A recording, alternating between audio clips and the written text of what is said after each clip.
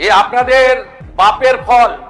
সব জায়গায় টাকা নিতে নিতে এই সিটি অফ জয়কে এবং বৃহত্তর কলকাতাকে মৃত্যুপুরীতে আপনারা পরিণত করেছেন। একাধিক ইনসিডেন্ট, গার্ডেন রিচ থেকে শুরু করে শিক্ষা নেননি, সংশোধন করেননি, কোনো উদ্ধার কার্যে এনডিআরএফ এবং আর্মিকে কোনোদিন ডাকেননি।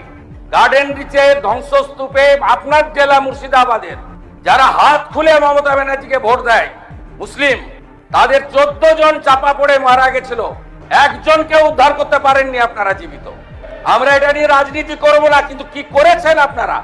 একটাকেও তো ছাড়ার কোনো সিন নেই। আপনার প্রাক্তন মেয়রের সই আছে, এতে কাউকে ছাড়া হবে না।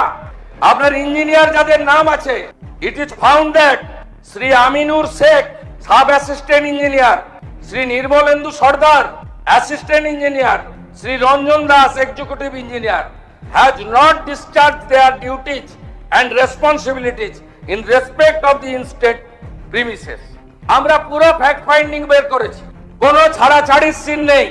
আমরা এখনো পর্যন্ত 5টাকে অ্যারেস্ট করেছি। এই যে ভারী বিম, এ কাটার কোনো মেশিন রাখেননি আপনারা।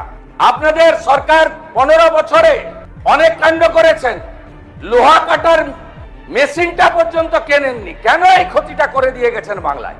কোনো আধুনিক যন্ত্রপাতি নেই, কোনো পেশাদার টিম নেই। এইটা দেখুন মাননীয় ফিরহাদ হাকিমের সই, দেখুন দেখুন আপনারা কিভাবে স্ট্রাকচারে ডিফেক্ট থাকা অবস্থায় ফল্টি প্ল্যান অ্যাপ্রুভ করেছেন। যত বিল্ডিং প্ল্যান এই দুর্নীতিগ্রস্ত তৃণমূল কংগ্রেস অর্থের বিনিময়ে, কাটমানির বিনিময়ে, ব্রোকারদের দিয়ে এই কলকাতাকে মৃত্যুপুরীতে পরিণত করা তৃণমূল কংগ্রেস, তার সমস্ত বিল্ডিং প্ল্যান এবং আন্ডার কনস্ট্রাকশন আমরা অডিট করাবো। যতক্ষণ না অডিট সার্টিফিকেট হচ্ছে, কোন বিল্ডিং এ আমরা হাত দিতে দেব না। তারপরে তো প্রপার্টি অ্যাটাচমেন্ট করে আদায় করব, শুধু জেল খাটানো নয়। অপেক্ষা করুন, আপনারা নিশ্চিন্ত থাকুন, একদম জিরো টলারেন্স, 1 ইঞ্চিও টলারেন্স আমরা করব না। আর অ্যাসেম্বলি চলছে, আগের মুখ্যমন্ত্রীর মতো তু খিঁচ মেরি ফটো আর বিধানসভাকে অস্বীকার করে বাইরে অ্যাকশন আর কম্পেনসেশন আমরা অন্তত করি না।